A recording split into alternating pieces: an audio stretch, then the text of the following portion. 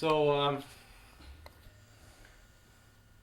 we have Bob and Miriam Nolte here today, and it's let's see, what's today's date? February 23rd, I believe. Yeah, that sounds about right. 1996, and it's Friday morning, about 9:15 in the morning, and you're on your way back to Arizona, I guess. We're on our way back to Mesa, Arizona. We've been down in San Diego doing a few things and meeting actually with VOA's Health Services Division at a conference where I spoke a couple of days ago, and they honored us as founders of it.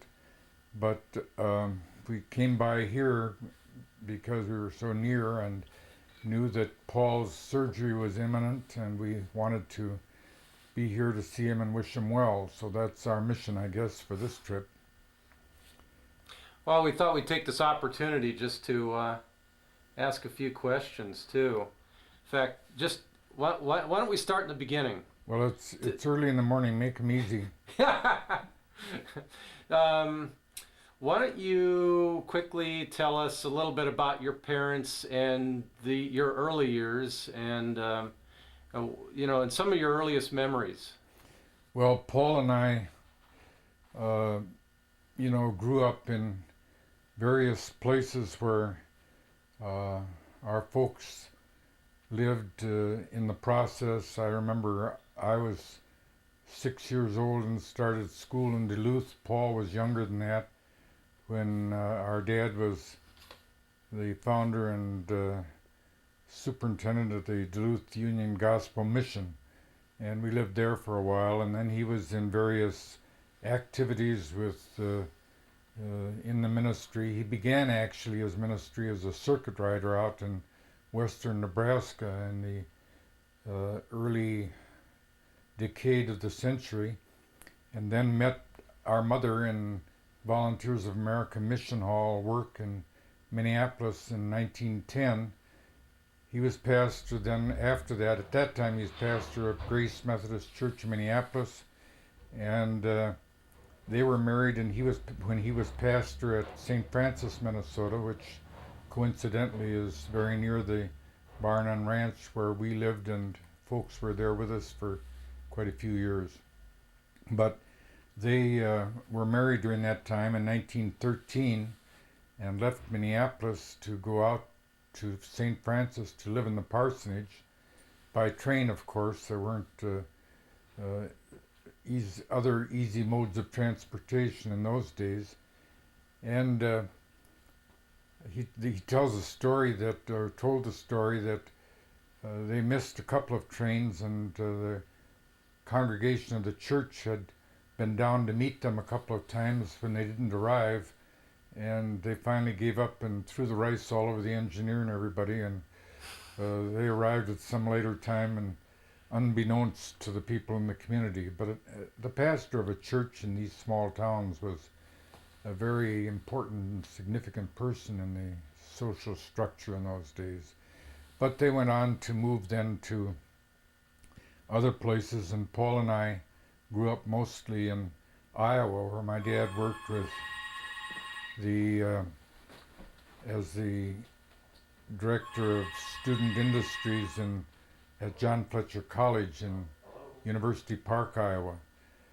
But then along came the Depression, and the bottom dropped out of everything that had to do with college operations, and they came back to work in the Volunteers of America in about 1930, and Paul and I were in Rockford, Illinois.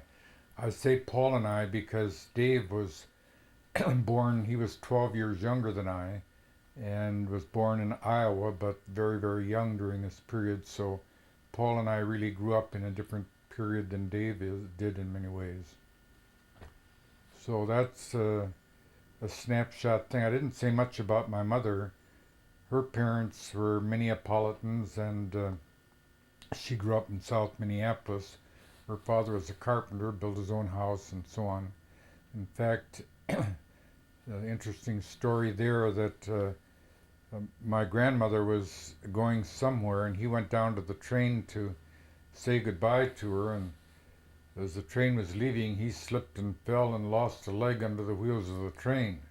But being a carpenter, he made his own prosthetic device and walked quite well with his homemade wooden leg after that. Oh my goodness. Things had to be done differently in those days. You didn't go shopping for such items. But my mother was very much of the Swedish culture because her parents were Scandinavians, and my father's family really German, and the culture sort of merged in our household. Now, you handled the telephone interruption very professionally. I may have missed something. Did you talk about your birth and when you were born? Did you give us that information? I don't remember when I was born, but well, how about the date? It was March 3rd in 1917, and I was born at Hillcrest Hospital in Minneapolis, which is a little place no longer there on Franklin Avenue in Minneapolis. And we really didn't live in Minneapolis a lot until when I was about 10 to 12. In there for a while. We lived at on the north side, 411 33rd Avenue North was the address of the house, rented house. And that was in the days when you had wood cook stoves and a hard coal heater in the parlor and lots of chores that went therewith and usually assigned to the younger members of the family. There really was a wood shed and a coal shed. And on Saturday night, while you heated enough water on the wood stove in the kitchen to put the wash tub out in the middle of the kitchen, the kids each had a bath. Got more modern than that when we got a wood stove that had a reservoir on the side, so there was hot water available more easily than previously. At what point did you have a house where all three brothers were now living, and can you describe that house a little bit? That would be in Iowa. That would be in University Park, suburb of Oskaloosa, where our father then was with the college. But it was a house that we owned and had. Actually, my father had bought it, and we built on a section with a couple of bedrooms and a living room to make it a nicer house.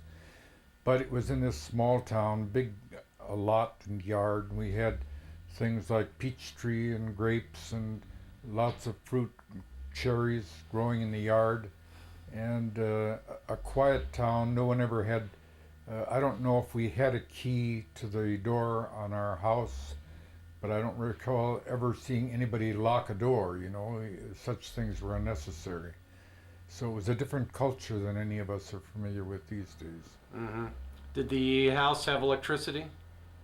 Oh yeah. Yeah? Yeah. How about telephone? Was Actually, that there? When electricity first began to be available to people, our dad was really a minister, but he learned the craft and did a lot of wiring of houses, which was different than now. You strung insulated wires. The two hot and ground wires were strung separately on insulators. You didn't have Romex or anything easy to do.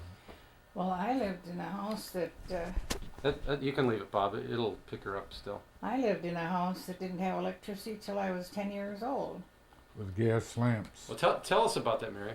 We had gas lights, and I remember it scared me because they put me to bed upstairs, and I always wanted a little light on, but the gas flickered, and made all kinds of strange shadows on the wall. But let me explain that gas light business, because houses were set up with gas. Well, they didn't have tubing, but pipes in the walls that went to these various permanent fixtures, and you turned a little doohickey, and you got a flame that was shaped sort of like this, that was made purposely for illuminating.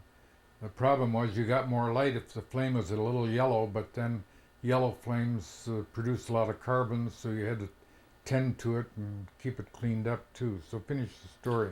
One second. I think your intuition was right. Let me do this. We'll compromise by putting the mic kind of halfway in between here, and that should work better. Okay, your turn, Miriam.